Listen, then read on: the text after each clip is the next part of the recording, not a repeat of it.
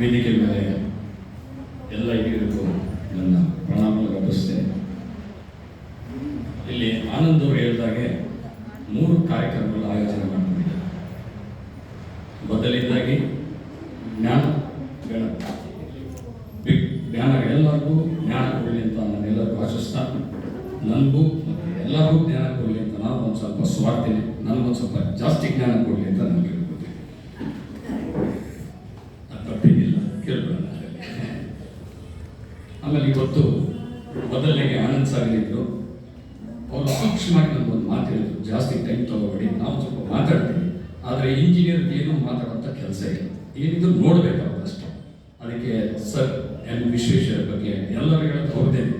ಇವತ್ತು ಏನು Indian institute of engineers ಅದು ಬೆಳೆಸ್ಕೊಂಡು ಬರ್ತಾ ಇದ್ದಾರೆ. ಇದೇನಂದರೆ ಸರ್ ಮೋಕ್ಷಗುಂಡ ವಿಶ್ವೇಶ್ವರ ಸರ್ ಅಂತ ಅವ್ರ ಹೆಸರು. ಏನಂದರೆ ಮೋಕ್ಷಗುಂಡ ಅಂದ್ಬಿಟ್ಟು ಅವ್ರ ಹೆಸರು. ಅವ್ರದ್ದು 164ನೇ ಹುಟ್ಟುಹಬ್ಬ ಇವಾಗ ನಡೀತಾರೆ. ಅವ್ರನ್ನ ಇದುವರೆಗೂ ಅವ್ರದ್ದು ಮಾಡ್ಕೊಂಡು ಬರ್ತಾ ಇದ್ದಾರೆ. 58ನೇ ಇಂಜಿನಿಯರ್ಸ್ ಡೇ ಅಂತ ಮಾಡ್ಕೊಂಡು ಬರ್ತಾ ಇದ್ದಾರೆ. ಅದು ಇಂಡಿಯನ್ ಇನ್ಸ್ಟಿಟ್ಯೂಟ್ ಆಫ್ ಇಂಜಿನಿಯರ್ಸ್, ಅದೇನು ಇಂಡಿಯನ್ ಎಕ್ಸ್ಪ್ರೆಸ್ ಹತ್ರ ಇದೆಯೋ ಶಿವಾಜಿನಗರದ್ದು, ಅದೊಂದು ದೊಡ್ಡ ಬಳಗ ನಡೆಸ್ಕೊಂಡು 4 ಮೆಂಬರ್ ಆಗಿ ಇದ್ಕೊಂಡಿರೋದು.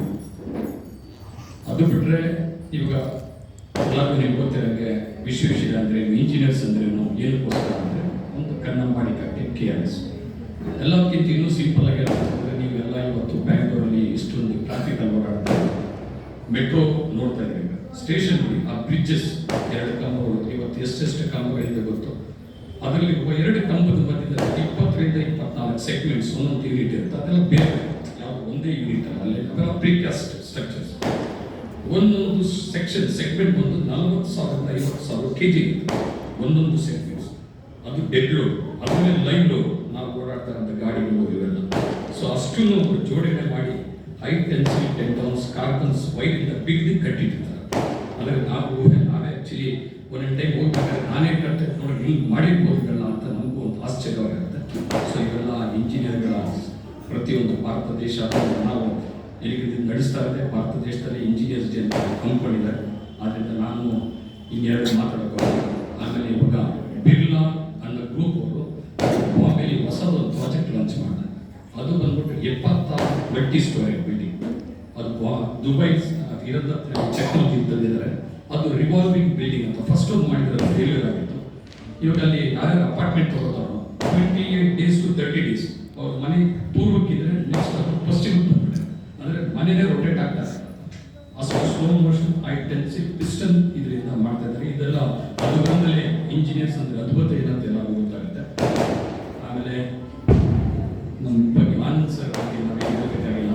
ನಾವು ಅವರೆಲ್ಲ ತುಂಬ ವರ್ಷಗಳಿಂದ PLS ಮಾಡ್ಕೊಂಡು ಬಂದವರು. ಅವಾಗ ಒಂದ್ಸತಿ PLS ಆದಾಗ ಇವರೊಂದು ಹಳೆ ಕಾಲಿಯ ಕುಮಾರಸ್ವಾಮಿ ಬೆಟ್ಟ ಇತ್ತು, ಅವಾಗಿಂದ ನಾವು ಚಿರಪರಿಚಿತ. ಆಮೇಲೆ ನಮ್ಮ ದೇವರಾಜ್ ಅವರು ನಾವೆಲ್ಲ ಜೊತೆಲಿದ್ದು ಇವತ್ತು ಈ ಕಾರ್ಯಕ್ರಮಕ್ಕೆ ನಮ್ಮನ್ನು ಕರೆಸಿ ಮಹಾಗಣ್ಯರ ಪದಗಳನ್ನ ಕೇಳಿ ಸರ್ ಹತ್ರ ಇವ್ರ ಹತ್ರ ಪಕ್ಕದಲ್ಲಿ ನಮ್ಮ ಕುಂತ್ಕೊಳ್ಳೋಕ್ಕಷ್ಟು ಇದಿರಲಿಲ್ಲ. ಅದನ್ನೆಲ್ಲ ನಾವು ಅನುವು ಮಾಡಿಕೊಟ್ಟಂತ ಆನಂದವ್ರಿಗೂ ಮತ್ತು ದೇವರಾಜ್ಗೂ ಮತ್ತು ಎಲ್ಲ ಗಣ್ಯರಿಗೂ ತಮಗೂ ನಾನು ನಮಸ್ಕಾರ ಮಾಡಿ 2 ಮಾತನ್ನು. ಹೃತ್ಪೂರ್ವಕ ಧನ್ಯವಾದಗಳು, ಅಭಿನಂದನೆಗಳು. ಯಶಸ್ವಿ ಇಂಜಿನಿಯರ್ ಆಗಿರ್ತಕ್ಕಂಥ ಗಿರಿಧರ್ ಸರ್ ಅವರು ಅದ್ಭುತವಾದಂಥ ಮಾತುಗಾರರು. ಮತ್ತು ಅವರ ಸಾಧನೆಗಳ ಬಗ್ಗೆ, ಅವರ ಸಾಧನೆ